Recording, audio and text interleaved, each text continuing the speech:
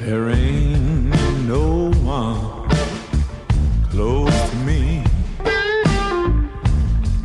Every tear. Hey there, people out in podcast land. Glad you tuned in. It's Ash Grunwald here, and thank you so much to all the people who've been sending their kind words regarding the podcast and also my book, Surf by Day, Jam by Night, which is available at all good bookstores, or you can just follow the link tree that is on my Instagram, and you can check that out. And check out the website, pre-Chrissy. We've got some amazing board shorts made from plastic bottles, and also for those guitarists out there a little uneasy about using the old plastic for plectrums, we've got great wooden plectrums that I actually use on stage. They're rad, so don't let the fact that they got my name on it put you off.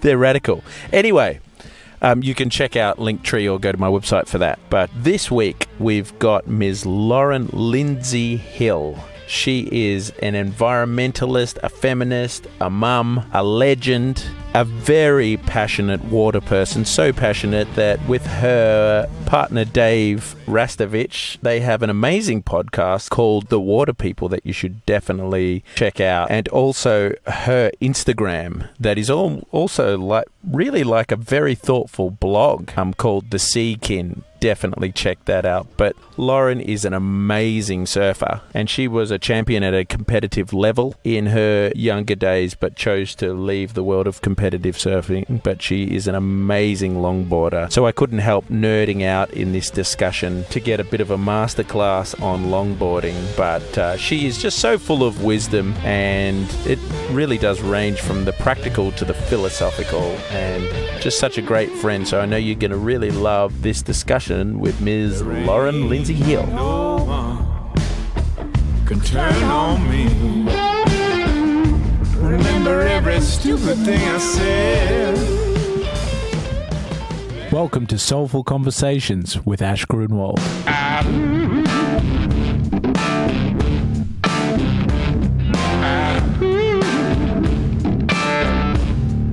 In this podcast, we interview inspiring and amazing people, musicians, surfers, and experts in mindset, creativity, health, well-being, and making the world a better place.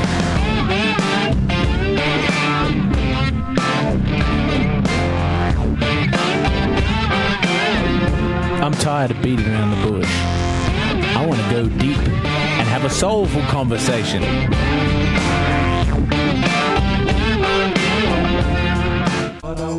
This podcast is brought to you by Earth Bottles. At Earth Bottles, we are on a mission to end single-use plastics, offering a full range of beautiful double-insulated bottles, reusable coffee cups, food and tea canisters, stainless steel straws, bags, and lots of plastic-free eco-goodies. Earth Bottles proudly supports the Breast Cancer Network of Australia, Beyond Blue, Hope for Health, Clean Coast Collective, 15 Trees, Bali Baby House, and the UN Refugee Agency. So head over to www.earthbottles.com.au for a 10% discount using the promo code ASHLOVESME. Together we can make a change and break up with single-use plastics.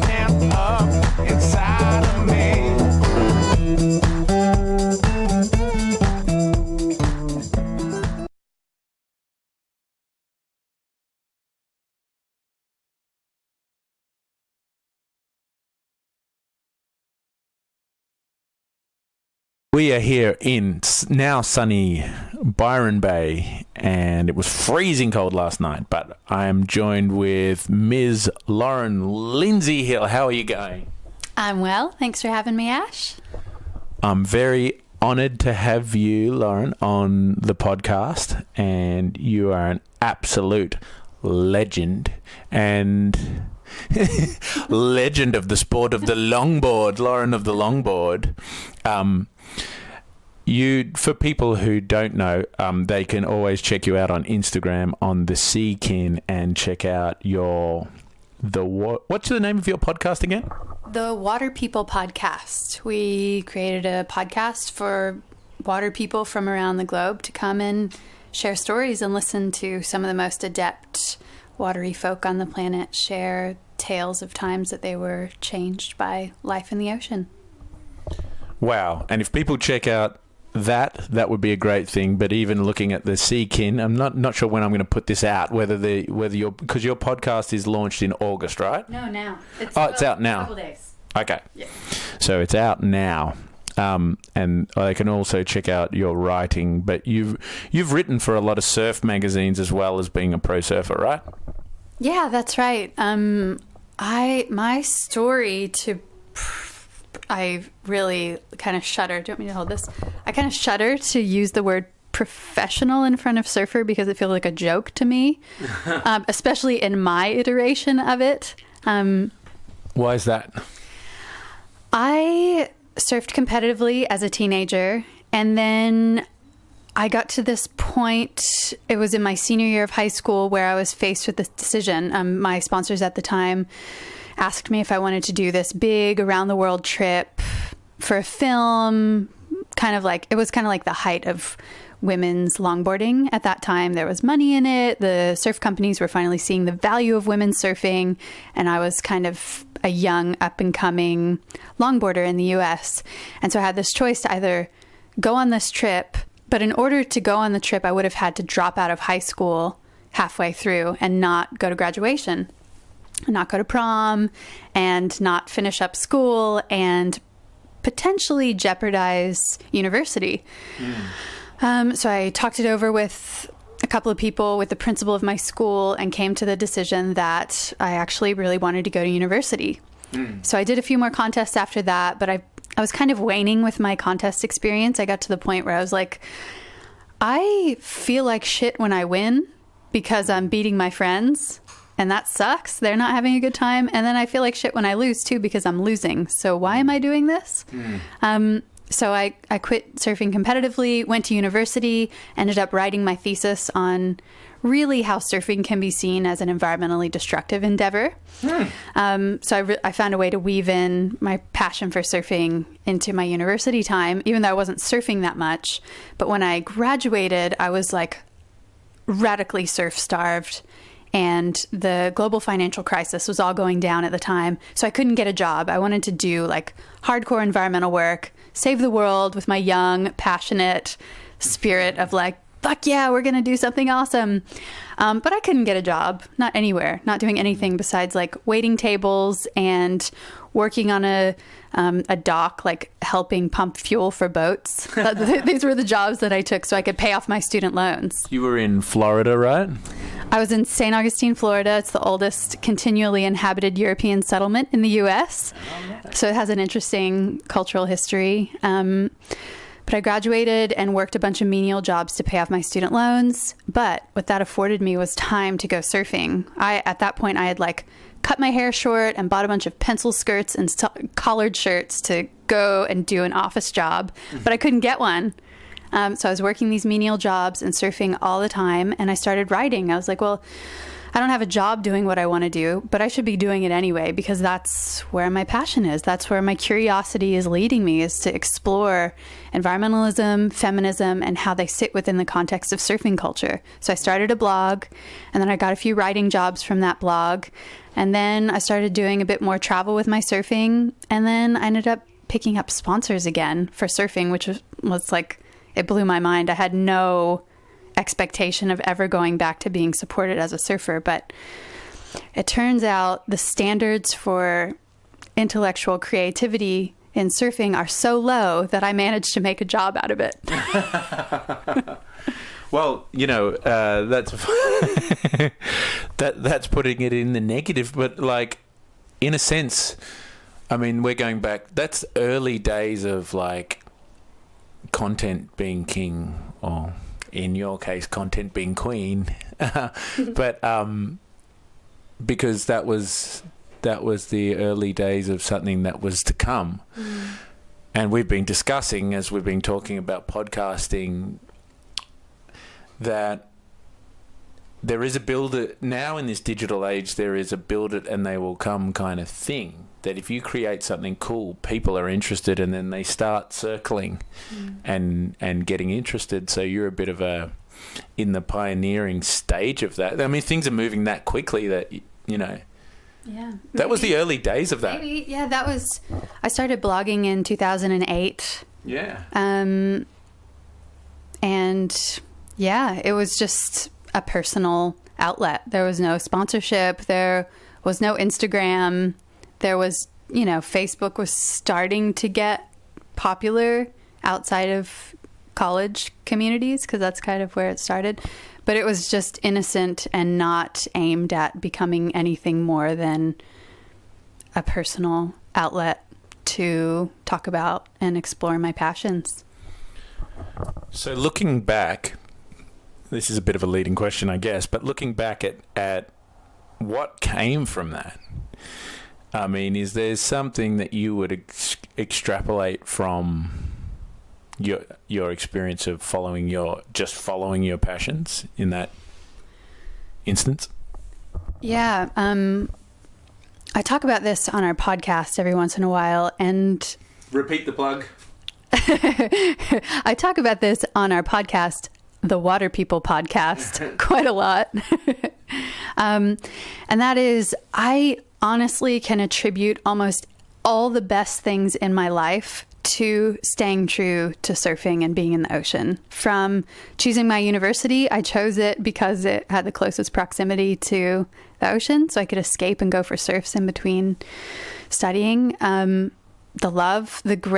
great, beautiful love of my life, Dave. Surfing has absolutely solidified our relationship, and left us with, individual outlets, and then, a space to play and keep growing together. Getting to move to Australia, that was all about surfing. I did an exchange program halfway through my time at university, and I came here because of surfing. And so what that has taught me over and over again is pay attention to your curiosities. They will not lead you astray. Even if the thing that you think you are following is not the thing that will eventuate, it's a stepping stone. The little sparks of passion and curiosity that we feel the energy around them. We feel the energy around an idea, and it's magnetic. And we can choose to ignore them time after time, but it might keep coming up. It might keep popping up as you're just having your interest piqued in a strong way. I just felt that time after time with surfing from the first time I stood up surfing, and that was after having an incredibly vivid dream about standing up on a wave and flying down the line. And I just knew the next day I was like, okay, I've got to get someone to push me into a wave. I've got to borrow a board. I need to go surfing. And I did. And that was one of the best decisions of my life, even though it was completely innocent. And I had no idea that it would lead me to my career, moving countries, having a baby, building a life around the things that I'm most passionate about. Wow. Yeah. So surfing was not just figuratively a dream of yours, it was literally a dream. You literally followed your dreams. That is ultimate in cliche. Wow, that's miraculous. So really it comes from you've had a life of following your passion of surfing, and it's never really done you wrong, but combining your passion of environmentalism and feminism and your ability to write and mix those two things together and made it work. That's a beautiful thing. Now you gave me, I want to just nerd out for a second, because there is a little bit of nerding that goes on this podcast. I love longboarding. It's like a confessional. It's no kind of confession. I proudly proclaim my love longboarding. The confession is that I did it for about 10 years without so much as a cross step. And it's a testament to how fun surfing is. The reason I never developed my cross-stepping is because when I'm on a 0.5 foot wave at the pass flying down the line, the reason I don't cross-step, I'm starting to a bit now, but the reason I never did learn to cross-step is I don't want to blow that 0.5 footer. I'm loving it. But, I mean, I don't know how to approach this, but I'm sure there's some punters out there, either people who don't surf at all, or people who enjoy surfing shortboards and they have a longboard and they get out there when it's tiny. how do we take it to the next level? What from riding a wave and just cruising down the line and not really cross-stepping or not really getting to the, you know, how do we get our longboarding to that next level? What can we work on? Yeah, I think I have to start with why I started longboarding, and that was because I grew up in Florida, which is basically a giant ancient sandbar with the basically smallest, gentlest surf on the planet. So longboarding just made sense in that context, right? It's often small, often gentle. If you're going to surf more days than not, you're going to be riding a longboard, so you can catch these tiny little ripples out of the Atlantic. In Australia, we're so spoiled with surf options and conditions and wave shapes and point breaks. Oh my God. It's heaven here. Yeah. So now that I live here, I wish I would have grown up riding shorter boards, so my instincts would be more geared toward, you know, surfing closer to the pocket. Yeah. You know, tube riding, all of those things that I didn't get to exercise as I was growing up, you know, with tiny waves in Florida. But now surfing point breaks, especially when it's small, gosh, a longboard gives you so many advantages, right? You can get in so much earlier, get more momentum with a heavy longboard, fly down the line, and then start to experiment with moving up and down the board. And I think that that's really the beauty of longboarding, is the subtlety in shifts of weight, playing around with your toes, really lifting individual toes at a time and seeing how lifting a few toes can change your positioning on a wave and help you, you know, rise higher onto the face of the wave, or, you know, sweep down lower into more of a, you know, low line or even a bottom turn. And then as you move forward and experiment with nose riding, it's, you know, it just feels like flying. It's an amazing, beautiful feeling that really defines surfing in my experience. It's like the longboarding equivalent of tube riding, right? You're at maximum speed on the craft that you're on. There's nothing in front of you. It just feels beautiful. And the process to getting there really has everything to do with getting comfortable with subtle shifts of weight and responding to, you know, just like we always do, what the wave face is doing. But with cross-stepping, the best practicing for cross-stepping is longboard skateboarding. Slacklining's really great for balance, core strength. And then, yes, you know, slowly moving one foot in front of the other. Those are kind of the basics, I think. You know, I want to. This gets back to my thing about manifesting and focus, because I had an interesting experience. I wasn't really cross-stepping. I had done it a few times. Hadn't ridden a longboard for a million years. Got back on one, but before I did, the night before or maybe the morning before, I thought about it, which is something I don't often do with my surfing, is think about it before I do it. And I thought, now what do I want to do? And immediately it was like, I want to cross step. So the first wave I'm going to go on, I'm going to get in the right spot and cross step. And I just did straight away. And I thought, wow, there's such a big difference between thinking about things before you do them, like having a focus rather than not. I don't know if that makes any sense or is deeply profound. It was profound on the inside and sounded really boring on the outside when I said it. But yeah, that was interesting. So I just went for it, and now I've just remembered to do that next time I go.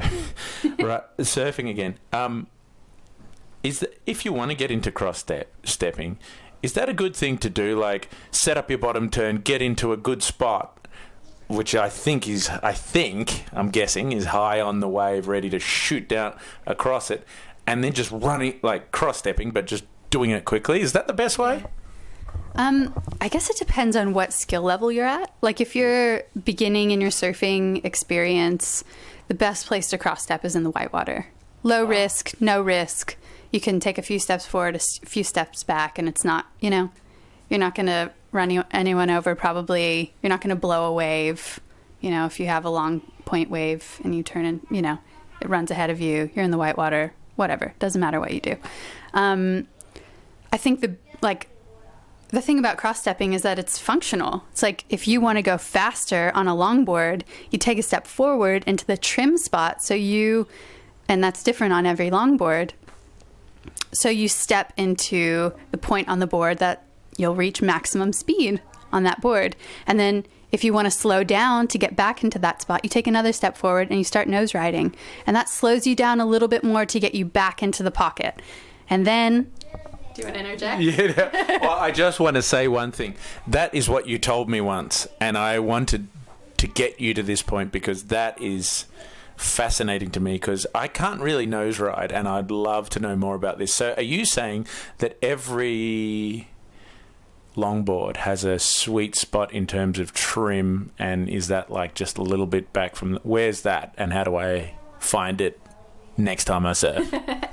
Yeah, that's exactly right. It's different on every board, not just longboard. Usually it's about a healthy step forward, one for a guy for sure. One healthy step forward from where you'd be standing on the tail. Usually it kind of corresponds to the, just in front of the widest part of the board, right in that general area.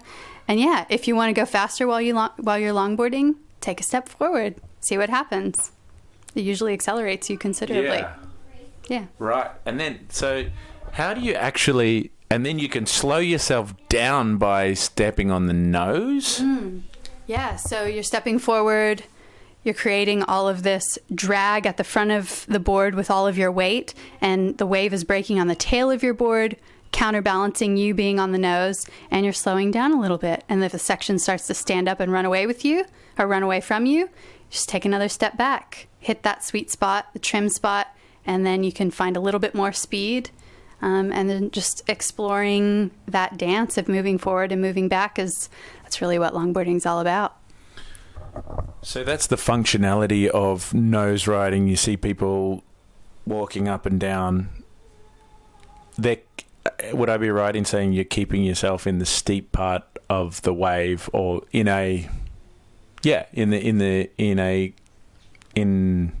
the same spot of the wave by stepping forward and stepping back from the nose? I mean, you really have creative control about where you want to be. If you want to go into a turn, then obviously you probably want to go more onto the shoulder and do a cut back and come back into the steeper part of the wave. But where was I going to go? I guess it's a dance. You see, it seems like a dance. It is a dance. Where was I going to go?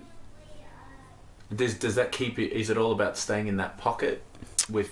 It is. Well, what I was going to say is that longboarding waves are really like Goldilocks waves. Like too big, usually you're out of, you're getting too fast and too steep for a longboard to fit into. Too small can also be fun, but also not functional in the nose riding sense. You're really looking for a wave that's not too steep, but not too fat. It's like they're actually kind of like traditional longboarding waves that are appropriate for traditional longboards and nose riding are actually kind of tricky to nail. It's interesting having traveled around the world for the last, a little bit less than 10 years, really hunting out longboarding waves. They're actually not that consistent to find. I mean, you can just have a good time on a shore break with a longboard any old time, but like to really find those perfect peeling longboarding waves that are really ideal for nose riding, that's a pretty special thing to find. So, I mean, I always think, the pass is so great for, but the pass has that great shape of these little mini tubes and stuff. I mean, is that too much what we would call good shape for perfect traditional longboarding? Well, there's a reason why I live here. And the pass is definitely one of the best shaped longboarding waves in the world. So, at dead low tide, it can be pretty sucky and, it can be a little bit violent if you're nose riding on a really sucky insider and you fall off and your longboard nails you in the head or your leg or whatever, That can be a little bit too steep, but yeah, it's just personal preference, really. Right. Yeah. What a wave that pass is. I love it. It like the shape of it is what it's so funny that it can be it's kind of fat in a way, but it's still got shape, and I think shape is the most important thing. Yeah. What I love the most about the pass is that it has all of these moods and these sections where it backs off for a little while and you cruise and you cut left and then you cut back right, and then you dodge 13 German backpackers, and then you come back and set your line, and then there's that really beautiful speedy inside section that's really conducive to nose riding, and then you can get those little extra zippy sections right in front of the rocks all the way on the inside, and you've ridden the longest wave of your life, like hands down, more days than not. It's pretty remarkable. I think it just injured me recently with my back from just from how long it is. I wasn't used to those long waves. Yeah. So I just brought my kids, and we had the best day yesterday on the back beaches, just hanging out surfing all day. I mean, you and Dave and little Manoa, who's almost 2, just have the life. How often do you spend your days on the beach and putting him to sleep on the beach and just surfing all day? Yeah, that was one of the big stipulations for coming into parenting for both of us, was we want to be able to maintain our time at the beach, and we try to do that as often as we can, obviously conditions pending. We've had a few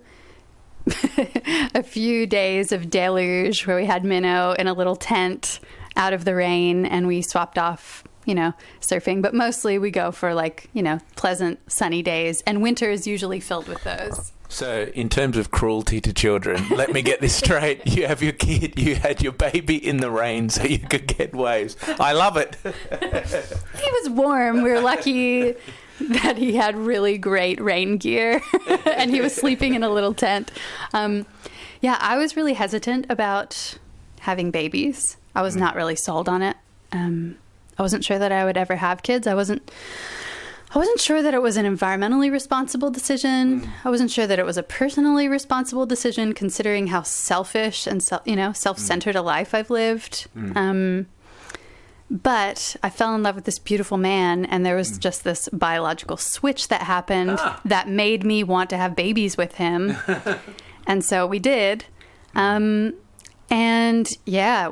really value flexibility with sleep. Minnow's really great at falling asleep at the beach now, and he'll have an hour or so nap, and so we can have someone sit on the beach with him, or we can, usually more often than not, we just trade off and make time. So both Dave and I get time in the water almost every day. Yeah, that's a real priority for us, for each person to have time to play, be out of mind, be out of human space, and just be in our bodies for a little while. So a big part of Soulful Conversations, it's basically, this podcast is one big life hack in a way. And, it's something where the listener can learn and adopt things in their own life. And not everyone listening to this lives at the beach. So what are some of those daily routines, particularly if you were landlocked, that you would be adopting if you didn't have the cure-all that is surfing, that does tick a lot of different lifestyle boxes and health and mental health boxes? What are some of the things that you would make a priority in your life to keep you sane, keep you healthy, keep you happy? Good question. Oh my gosh, having to step away from the beach, that makes it considerably more difficult. I have shaped my life around, on, and underwater, for most of my adult life on purpose, because the beach to me is just the most medicinal, playful, enlightening place for me. Just to be nerdy for 1 second while you're saying that point. All good. I just wanted to nerd out while we were talking about that. Do you have any science? You've got the science of your own life and Dave's life, and we all agree that it is rad. But I thought you might have, knowing you might have some science to back up the medicinal qualities of the ocean while we're at it. Yeah. I mean, A really obvious one, and this is, probably a lot of your listeners will know about the dive reflex, the mammalian dive reflex, how we change physiologically when we enter ocean water. When we enter cool water in particular, it slows our heart rate down. It changes all of these responses in our bodies and calms us. And that's something we've developed evolutionarily over time, and we can harness that. We can harness that as a way to decompress from busy lives. We have that outlet to this huge ocean to dive into, to access calm, and to be underwater, to hold our breath, to literally dive under the surface chop and find literal or metaphorical calm beneath all the chaos. So true. So true. I did derail you there to get there. And it seems like I was leading you down the Wim Hof thing, but I'll stay off that for 1 second because I want to ask you about that at the end. And listeners will be like, oh no, he's on about the Hof again. Yeah. So, some little life hacks if you didn't have surfing, or even just when you are inland, or just for people who are listening, some things that you think are ingredients for the perfect life, that in terms of daily practices that anyone can do. Speaking of ingredients, food is just huge. Thinking about where your food's coming from, how it was grown, how it was treated, what ingredients made up the soil to grow that food.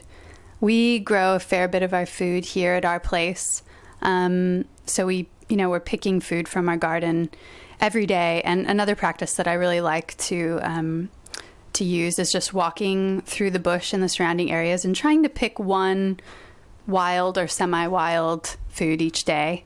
It gets you into a completely non-human space, absorbing shades, great variation of shades of color, immersing into the space around you, deepening your sense of place.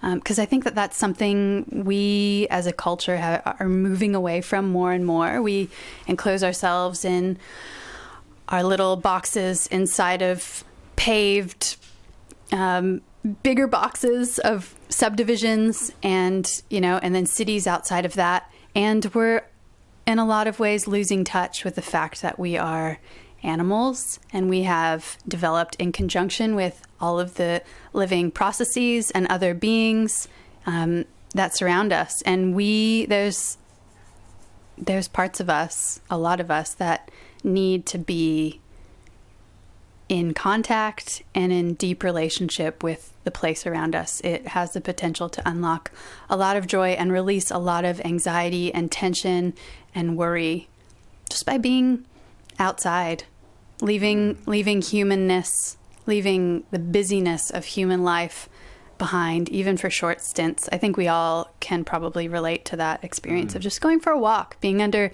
a canopy, diving into the ocean, climbing to a vista and overlooking and getting a new perspective, just shaking up your environment while also deepening your experience to that environment. I think there's a lot of magic in that, and simple and accessible. And you're breathing well while you're doing it, probably. You're breathing in fresh air and maybe taking sighs as you're walking. And because you're a Wim Hof fanatic, you know that breathing is a real key to staying well. And then getting back to food, I think just eating the things that make you feel well. For me, so we have an almost 2-year-old, and when he was coming up to about 6 months, we had to start thinking about what were we going to feed him as his first food? Like, what were we going to teach our baby food was? And that's what I still think about when we feed him all the time, is like, what are we teaching him that food looks like?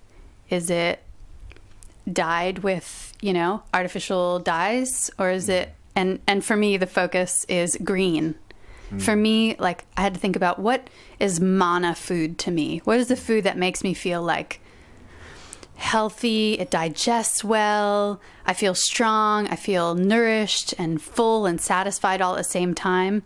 And for me, that's greens. I love hearty greens sauteed in olive oil with some lemon and salt, maybe miso on top. Like, that's the food that makes me feel like, oh wow, I'm treating my body well and this tastes amazing at the same time. It's not depravatory. It's something I'm big on. So yeah, we focus a lot on that, like modeling for our little guy, like what's food. We want him to always be able to eat off of our plates. So if we want him to eat well, then we better be eating well too.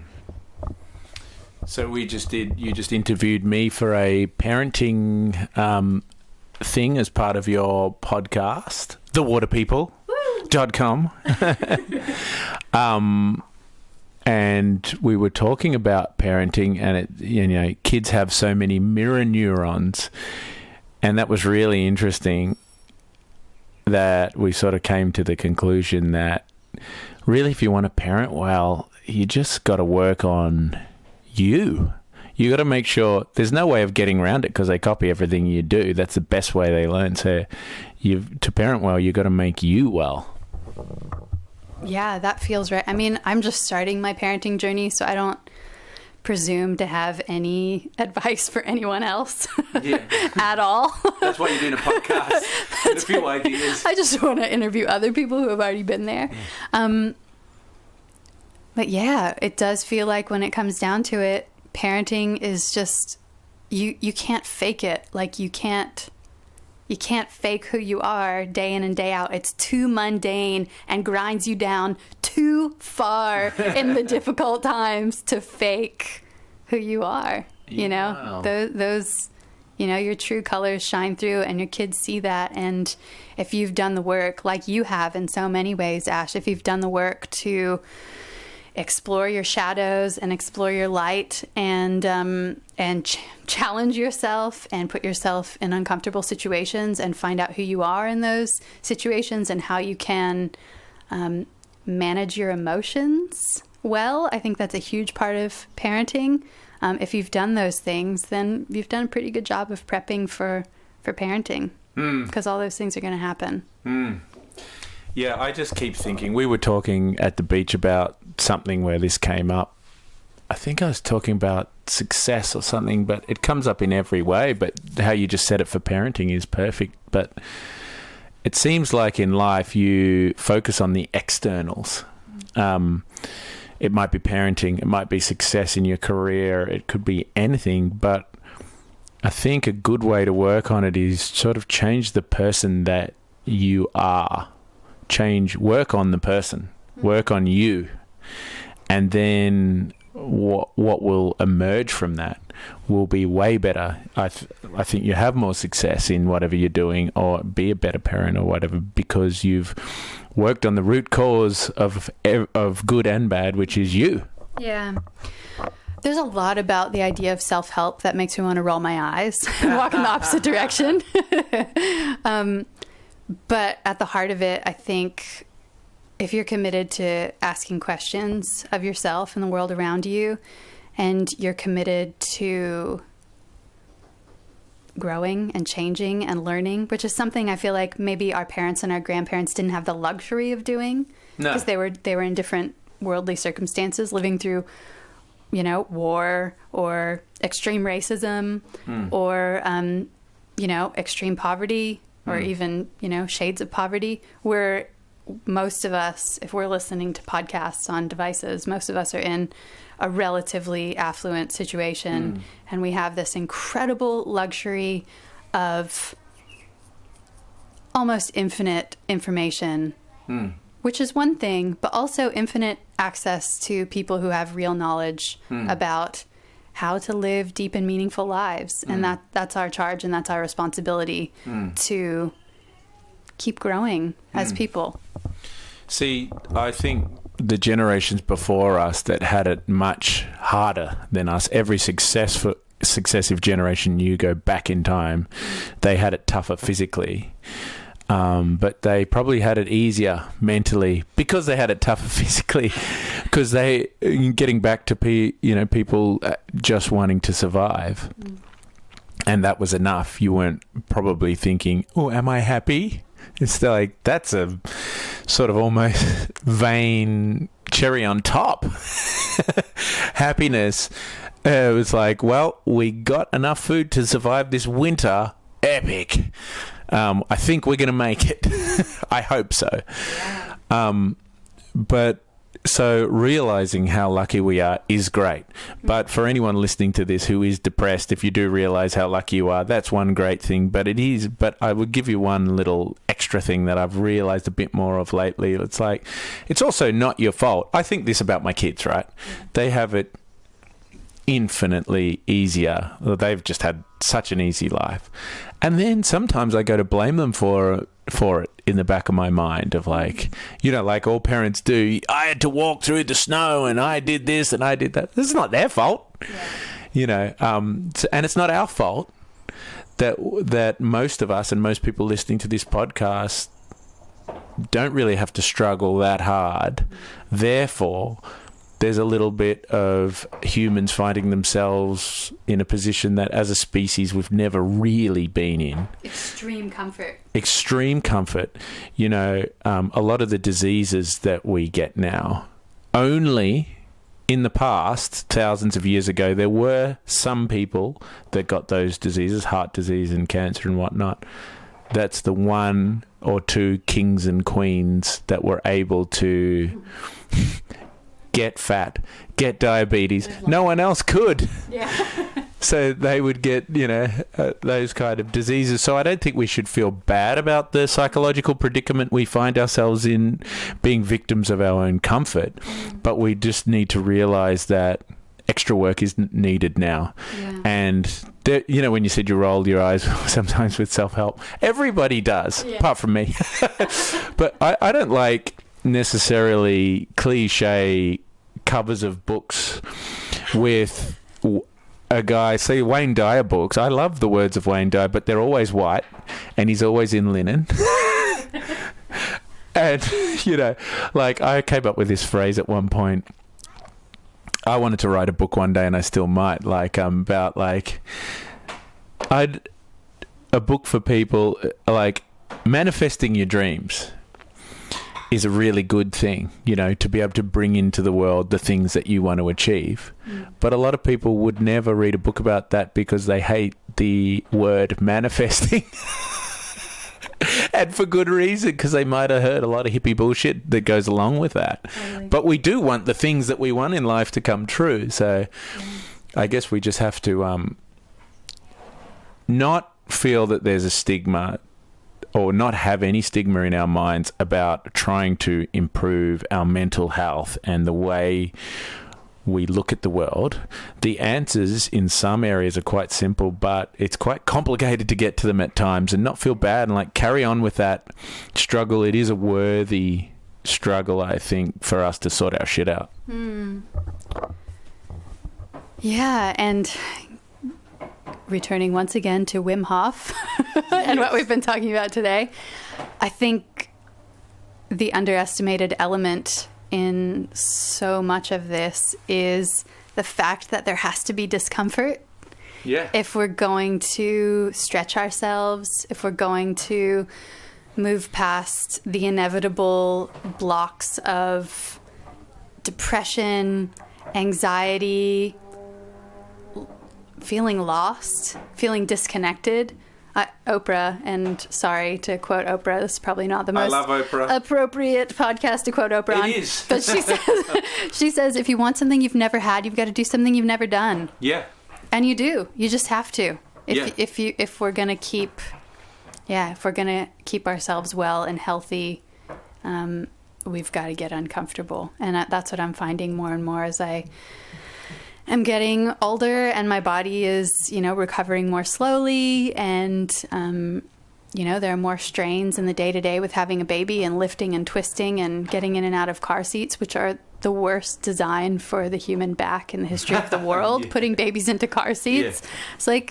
Yeah. It's those require, I don't know, I found that parenting stuff, if you do a bit of training around it with your posture and your core and retraining those functional movements, you can stay well and healthier longer and not have to deal with baby back. That's a total tangent, but...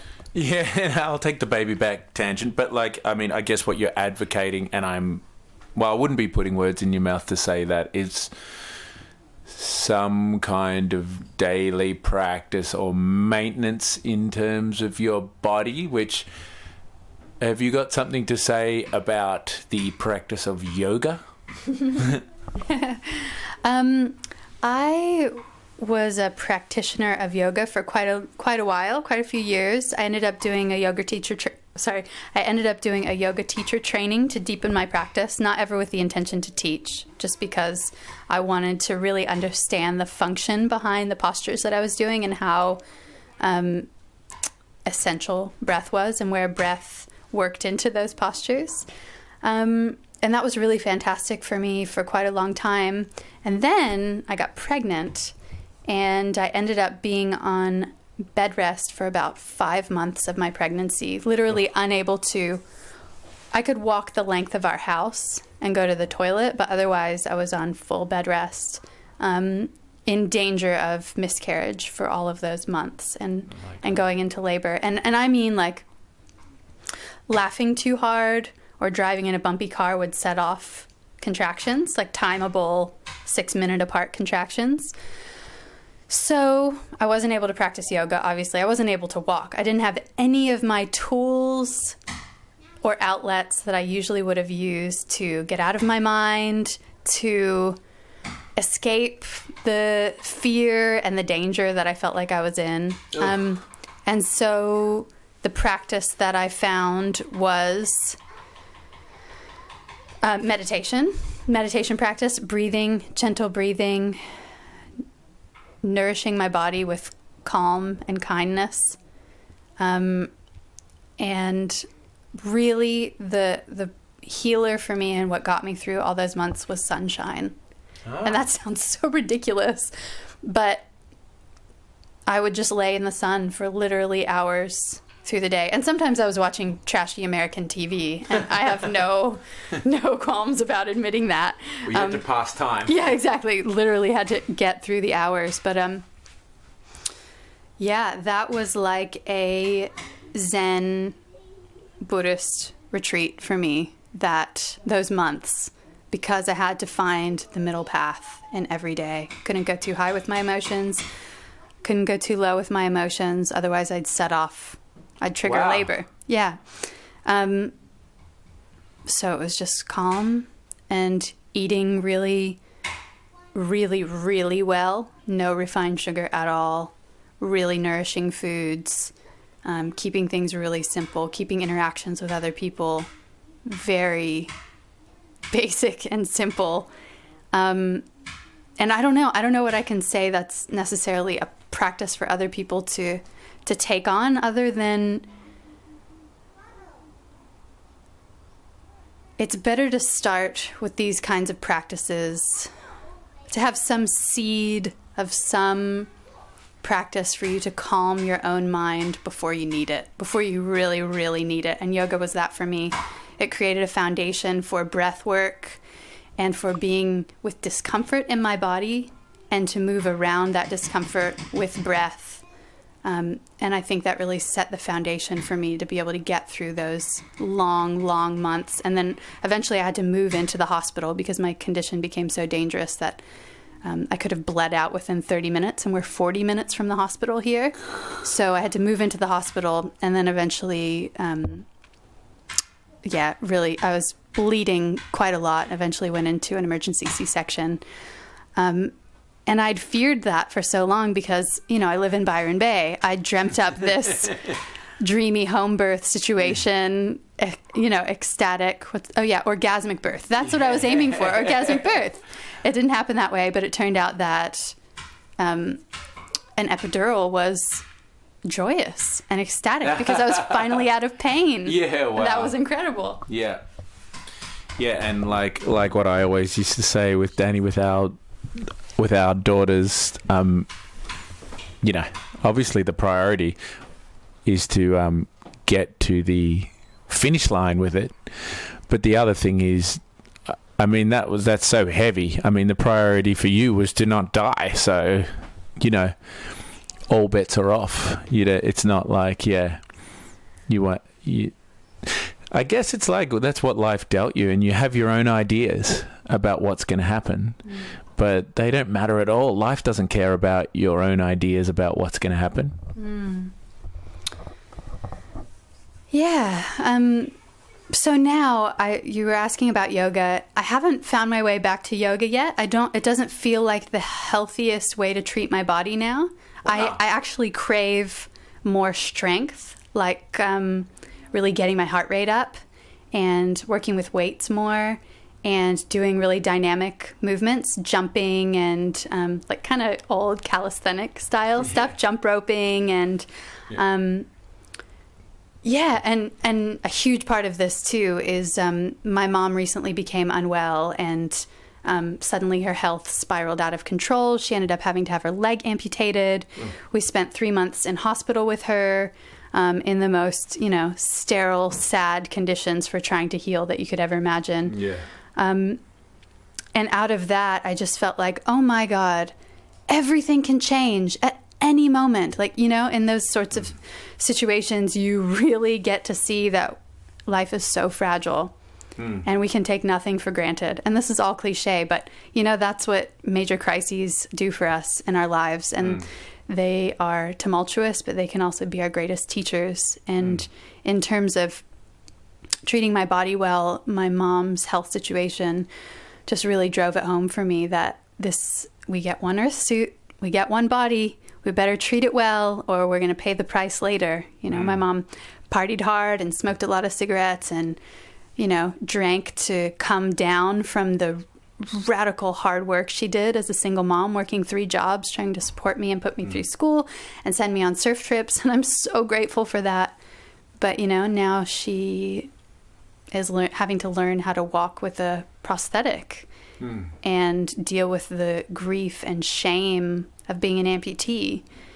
And so I have to ask myself, what can I do? Now, what can I teach my child about taking care of our bodies so we can do, we can choose a different way. And that has to do with maintenance and pursuing a little bit of discomfort, pushing our bodies, plunging into the cold water, even when we really, really don't want to, even if it's for a second, like mine was. Well, it is perfect to get to the thing that everybody knows that I've been waiting to talk about. Firstly, I'll say one more comment about what you just said. And I really, I've known you for a long time and known Dave for a very long time. And what I do love to see in you guys, and you were saying you went to F45 and stuff like that, is those changes and just changing it up, even in physical ways, in mental ways. I'm a huge believer, and it really suits my personality too.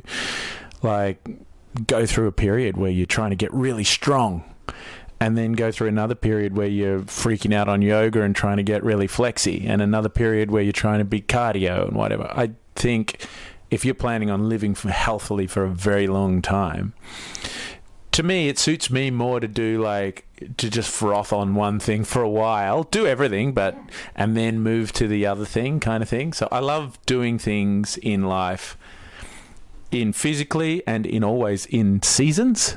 Yeah, that's great. I mean, that makes sense, right? We live within the context of seasonality, and everything in life comes in waves. To expect things to be constant in how we feel, in how our bodies feel, and how our relationships are, in terms of sex drive, all of these things, they all come in waves. To expect them to be the same all the time is pretty unrealistic. And so to be honest with yourself about that and to listen to what your body may be asking of you. Maybe it's not to train so hard and not exhaust yourself so much, but to nourish yourself a little more, to take more time to recover, to, go for a walk instead of going for a run one day a week, to, just be gentle with your body. Like, our bodies are finely tuned products of millions of years of evolution. They are wise and smart, and they have much to teach us if we'll take the time to listen to them. Well said. So, on my journey of breathing, I've done a water personship course, aka Waterwoman course. But Lauren being the feminist surfer journalist, she'll be writing about me if I say that wrong. No. I did, the water course, and everybody of fans of this podcast will know I've been getting into breathing a lot, and froth on the Hoff. And I went to a yoga teacher when I was living in Bali and asked if she would do some yin yoga with me whilst on the breath hold, whilst using Wim Hof at the same time, and on the long breath holds that you do. Because you just get into this meditative sort of almost trippy zone. I wanted to do the long holds of yin yoga whilst doing that. And she said, "Oh, great idea." Then she tried the practice, and she not being up with it, kind of hated it and thought that it was not good for women to do. And Danny, my wife, at this point hates it too, because they don't like the bit where you charge up for the breathing, because it reminds them, I think, of fight or flight a little bit. And I was very keen to hear Lauren's response to this, because she's across a lot of masculinity, femininity stuff and has done writing on that. Keen surfer, really in tune with her body. So I was like, how will she deal with the Hoff? So we did hoffing last night, and with the kids as well. And then we did a full-on Wim Hof session this morning. And then we jumped in the freezing pool that is definitely colder than a cold pool in Bali. Not quite icicles in it, but it was very cold. So I'm really interested to see Lauren now, after 2 Wim Hof breathing sessions and a little bit of getting freezing cold.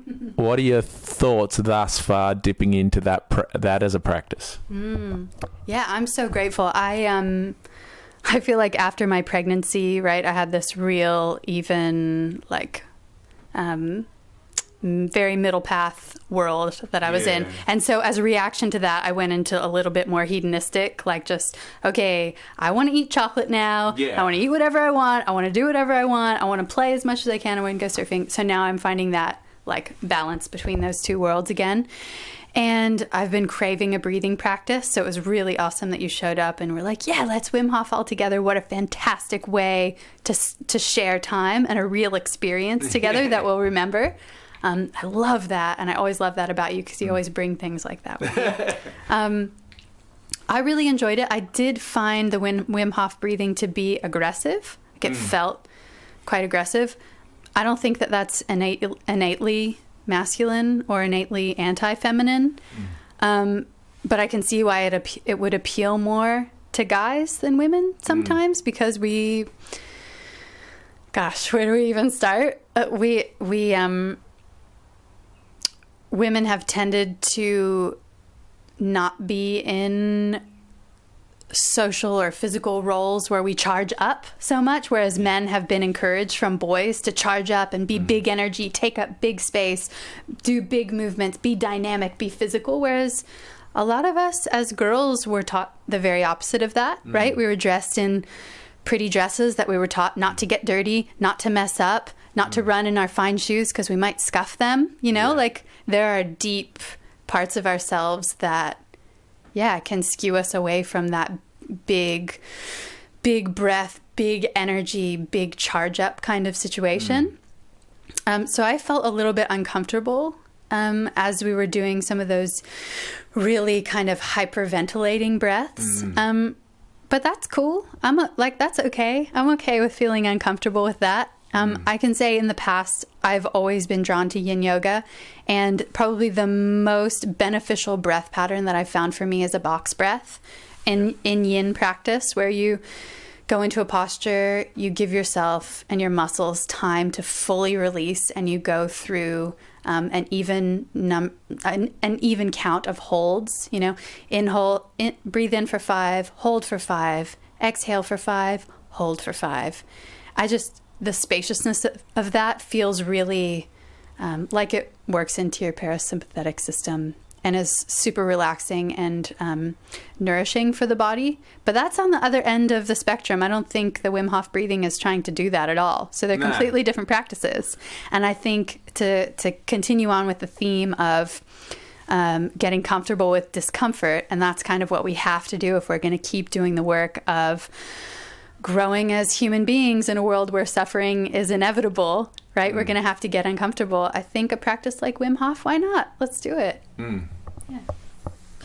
Very interesting stuff. But thank you so much. We've covered so much ground, and really best of luck to you in, I know you're planning a book, and the waterpeople.com and waterpeoplepodcast.com, of course, and the Seekin Instagram that has about 8 billion followers. A lot of followers and a lot of great words said. Thank you so much for this podcast, Lauren. Thank you, Ash. Thanks for having me. I love the way you just keep asking questions. That's a beautiful thing. Even if we never find clear-cut answers, I think asking questions is a beautiful path to keep growing and learning, and you're just such an inspiration in that way. So thank you. You are an inspiration, Lauren. Thank you so much.